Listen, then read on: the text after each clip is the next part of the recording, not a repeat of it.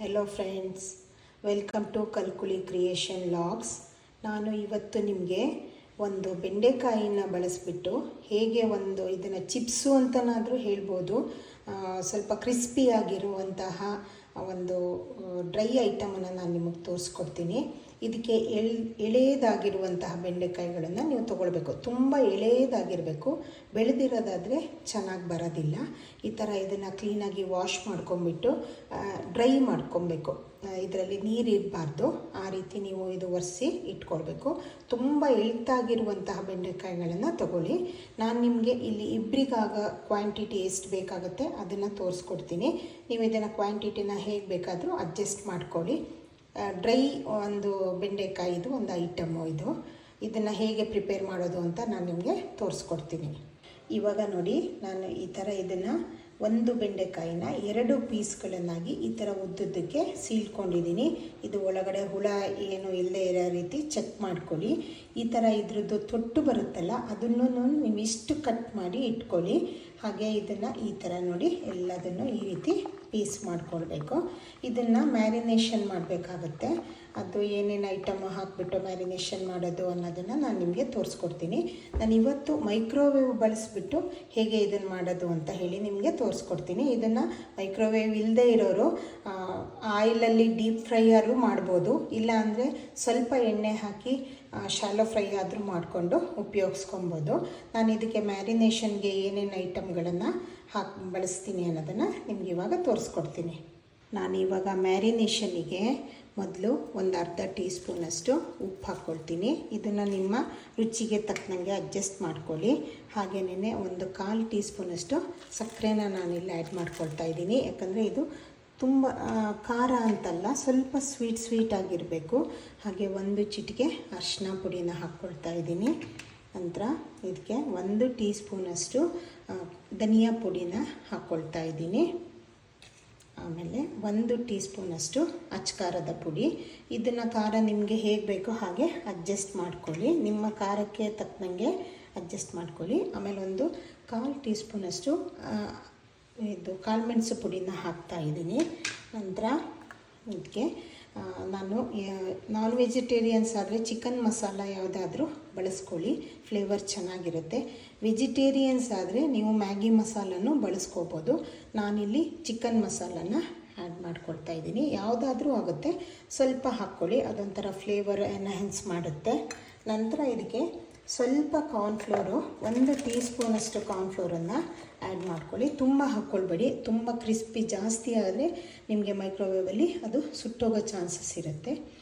ಇದನ್ನಿಷ್ಟನ್ನು add ಮಾಡ್ಕೊಂಡ್ಬಿಟ್ಟು ಚೆನ್ನಾಗಿ ಇದನ್ನು ಸ್ವಲ್ಪ ನೀರು ಹಾಕ್ಕೊಳ್ಬಿಟ್ಟು ನೀವು ಮಿಕ್ಸ್ ಮಾಡ್ಕೊಳ್ಬೇಕು. ನಾನು ಅದು ಯಾವ್ದು ರೀತಿ ಅಂತ ತೋರಿಸ್ತೀನಿ. ತುಂಬ ನೀರು ಹಾಕ್ಕೊಳ್ಬೇಡಿ, ಇದ್ರದ್ದು ಮೇಲೆ ಒಂದು ಕೋಟಿಂಗ್ ಥರ ಬರಬೇಕು, ಆ ರೀತಿ ನೀವು ಕಲಿಸ್ಕೊಳ್ಬೇಕಾಗತ್ತೆ. ನಾನು ನಿಮ್ಗೆ ಅದನ್ನು ಹೇಗೆ ಅಂತ ತೋರಿಸ್ಕೊಡ್ತೀನಿ. ಇವಾಗ ನೋಡಿ, ನಾನು ಈ ರೀತಿ ಕಲಿಸ್ಕೊಂಡಿದ್ದೀನಿ. ಇದು ನೋಡಿ, ಇನ್ನೊಂದು ಸರಿ ಚೆನ್ನಾಗಿ ನೋಡ್ಕೊಳ್ಳಿ. ಇಷ್ಟೇ ಕೋಟಿಂಗ್ ಇದ್ದರೆ ಸಾಕಾಗತ್ತೆ. ನಾವು ಬೋಂಡ ಎಲ್ಲ ಮಾಡೋ ಥರ ಇದನ್ನು ಡಿಪ್ ಮಾಡಿ ಆ ರೀತಿ ಎಲ್ಲ ಬೇಡ. ಅದ್ರ ಮೇಲೆ ಒಂದು ಕೋಟಿಂಗು, ಸ್ವಲ್ಪ ಕೋಟಿಂಗ್ ಥರ ನಿಂತ್ಕೊಂಡ್ರೆ ಸಾಕಾಗುತ್ತೆ. ಈ ಹಂತದಲ್ಲಿ ನೀವು ಉಪ್ಪು ಖಾರ ಏನು ಬೇಕೋ ನೀವು ಅದನ್ನು ಟೇಸ್ಟ್ ನೋಡಿಬಿಟ್ಟು ಅಡ್ಜಸ್ಟ್ ಮಾಡ್ಕೊಳ್ಳಿ. ನಂತರ ಈ ಥರ ಮ್ಯಾರಿನೇಷನ್ ಮಾಡಿ ನೀವೊಂದು ಬಾಕ್ಸಿಗೆ ಹಾಕಿ ಫ್ರಿಜ್ಜಲ್ಲಿ ಇಟ್ಕೊಂಡ್ರೆ ನೀವೊಂದು ಅಪ್ ಟು 3 ಡೇಸ್ವರೆಗೂ ಅದು ಏನೂ ಆಗೋದಿಲ್ಲ. ಏರ್ಟೈಟ್ ಇದಕ್ಕೆ ಹಾಕಿ ನಿಮ್ಗೆ ಯಾವಾಗ ಬೇಕೋ ಆ ಟೈಮಲ್ಲಿ ನೀವು ಬೇಕಿದ್ದರೆ ಮೈಕ್ರೋವೇವ್ ಮಾಡ್ಕೊಳ್ಬೋದು, ಇಲ್ಲ ಡೀಪ್ ಫ್ರೈ ಮಾಡ್ಬೋದು, ಇಲ್ಲ ಶಾಲೋ ಫ್ರೈ ಸಹ ಮಾಡ್ಬೋದು. ಈ ಥರ ಯಾರು ಗೆಸ್ಟ್ ಬರ್ತಾರೆ ಅಂತಾದರೆ ನೀವು ಹಿಂದಿನ ದಿವಸನೇ ಈ ಥರ ಮ್ಯಾರಿನೇಷನ್ ಮಾಡಿ ಇಟ್ಕೊಂಡ್ರೆ ಊಟದ ಟೈಮಿಗೆ ನೀವು ಇದನ್ನು ಈ ಥರ ಡ್ರೈ ಮಾಡಿಕೊಂಡು ಯೂಸ್ ಮಾಡ್ಬೋದು. ನಾನಿವಾಗ ಒಂದು ಮಿನಿಮಮ್ ಒಂದು ಹಾಫ್ ಆನ್ ಅವರ್ ನಾನು ಮ್ಯಾರಿನೇಷನ್ ಮಾಡಿ ಇಡಬೇಕಾಗತ್ತೆ. ನಂತರ ಇದನ್ನು ಮೈಕ್ರೋವೇವಲ್ಲಿ ಹೇಗೆ ಇದು ಮಾಡೋದು ಅಂತ ಹೇಳ್ಬಿಟ್ಟು ನಾನು ನಿಮಗೆ ತೋರಿಸ್ಕೊಡ್ತೀನಿ. ಇವಾಗ ಈ ರೀತಿ ಕಲಿಸ್ಕೊಂಡಿರೋದು ಅರ್ಧ ಗಂಟೆ ನಂತರ ಇದು ಮೈಕ್ರೋವೇವ್ ನಾವು ಯೂಸ್ ಮಾಡ್ತಾ ಇರೋದ್ರಿಂದ ಇದನ್ನು ನೋಡಿ ಈ ರೀತಿ ಒಂದು ಗ್ಲಾಸ್ ಕಂಟೈನರ್ಗೆ ಗ್ರೀಸಿಂಗ್ ಏನು ಬೇಕಾಗಲ್ಲ, ಬೇಕಿದ್ದರೆ ಮಾಡ್ಕೊಳ್ಬೋದು. ಈ ರೀತಿ ಒಂದೊಂದಾಗಿ ಬಿಡಿಯಾಗಿ ಇಡ್ತಾ ಬರಬೇಕು. ಹೀಗೆ ಕ್ಲೀನಾಗಿ ಈ ರೀತಿ ಜೋಡಿಸ್ಕೊಳ್ತಾ ಬನ್ನಿ.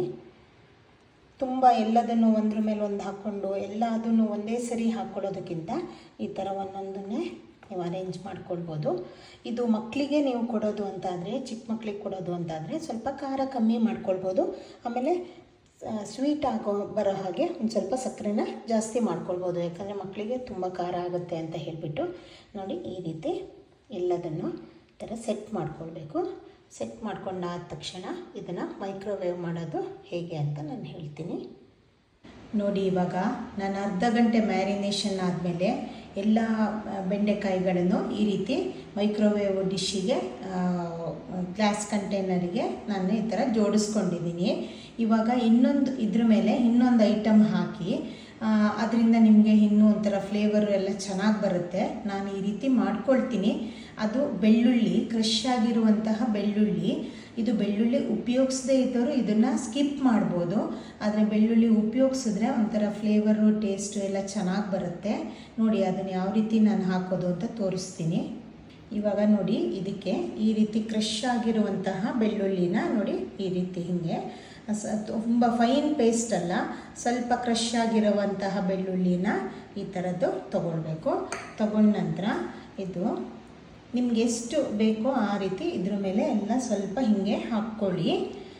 ಇದು ನಿಮ್ಗೊಂಥರ ಬೆಳ್ಳುಳ್ಳಿ ಫ್ಲೇವರ್ ಚೆನ್ನಾಗಿ ಬರುತ್ತೆ. ಇದು ನೀವು ಬೆಳ್ಳುಳ್ಳಿ ತಿಂದೇ ಇದ್ದವರು ಇದನ್ನು ಈ ಆಪ್ಷನನ್ನು ಸ್ಕಿಪ್ ಮಾಡ್ಕೊಬೋದು, ಏನೂ ಪರವಾಗಿಲ್ಲ. ಟೇಸ್ಟು ಒಂದು ಸ್ವಲ್ಪ ಫ್ಲೇವರಲ್ಲಿ ಡಿಫ್ರೆನ್ಸ್ ಆಗುತ್ತೆ ಹೊರತು ಟೇಸ್ಟಲ್ಲಿ ಏನೂ ಪ್ರಾಬ್ಲಮ್ ಆಗಲ್ಲ. ಅದನ್ನು ಬೇಡ ಅಂದರೂ ಸ್ಕಿಪ್ ಮಾಡ್ಕೋಬೋದು.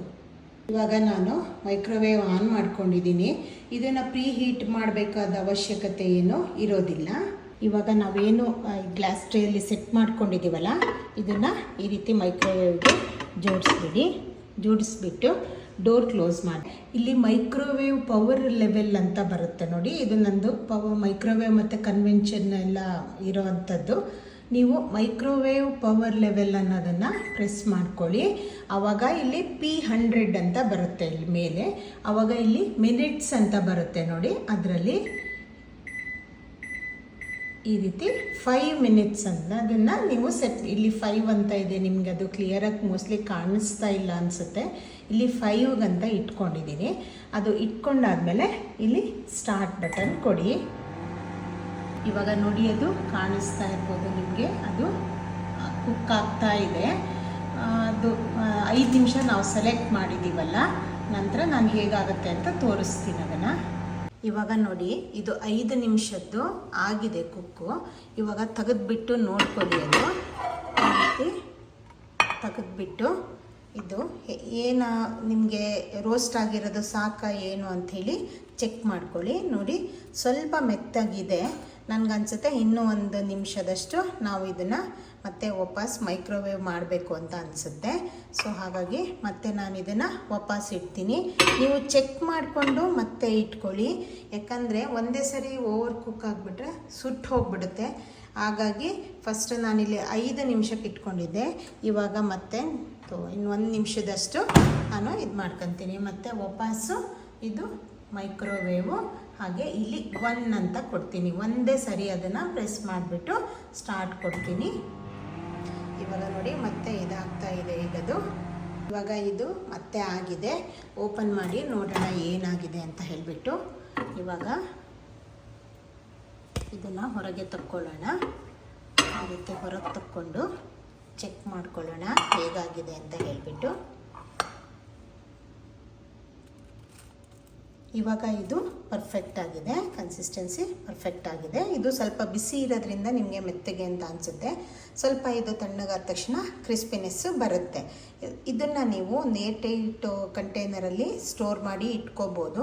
ಇನ್ ಕೇಸ್ ಮತ್ತೆ ಏನಾದರೂ ಸ್ವಲ್ಪ ಮೆತ್ತಗಾಯಿತು ಅಂದರೆ ಮತ್ತೆ ನೀವು ಮೈಕ್ರೋವೇವಲ್ಲಿ 1 ನಿಮಿಷದಷ್ಟು ನೀವು ಸ್ವಲ್ಪ ಅದನ್ನು ರೀಹೀಟ್ ಮಾಡಿಕೊಂಡ್ರೆ ಸಾಕಾಗುತ್ತೆ.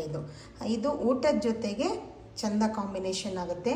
ನೀವು ಈವ್ನಿಂಗ್ ಸ್ನ್ಯಾಕ್ಸಿಗೆ ಅನ್ನೋದಾದರೆ ಈ ಬೆಳ್ಳುಳ್ಳಿ ನಾವೇನು ಈ ಥರ ಕ್ರಷ್ ಮಾಡಿ ಹಾಕಿದ್ದೀವಲ್ಲ, ಅದನ್ನು ನೀವು ಅವಾಯ್ಡ್ ಮಾಡ್ಕೋಬೋದು. ಅದನ್ನು ಈವ್ನಿಂಗ್ ಸ್ನ್ಯಾಕ್ಸಿಗಾದರೆ ಅದನ್ನು ಹಾಕ್ಕೊಳ್ಳೋದು ಬೇಡ.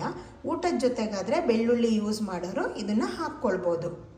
ಇವಾಗ ನೋಡಿ, ಈ ರೀತಿ ರೆಡಿಯಾಗಿದೆ. ಇದು ಇವಾಗ ತುಂಬ ಕ್ರಿಸ್ಪಿಯಾಗಿದೆ, ತಿನ್ನೋದಕ್ಕೆ ರೆಡಿಯಾಗಿದೆ. ಇದನ್ನು ನೀವು ಈ ರೀತಿ ಒಂದು ಗ್ಲಾಸ್ ಕಂಟೈನರಿಗೆ ಹಾಕಿಬಿಟ್ಟು ಈ ಥರ ಕವರ್ ಮಾಡಿ ಇಟ್ಕೊಂಡ್ರೆ 2 ಡೇಸ್ವರೆಗೂ ಇದನ್ನು ಚೆನ್ನಾಗಿ ಕ್ರಿಸ್ಪಿಯಾಗಿ ಇರುತ್ತೆ, ನೀವು ಉಪಯೋಗಿಸ್ಕೋಬೋದು.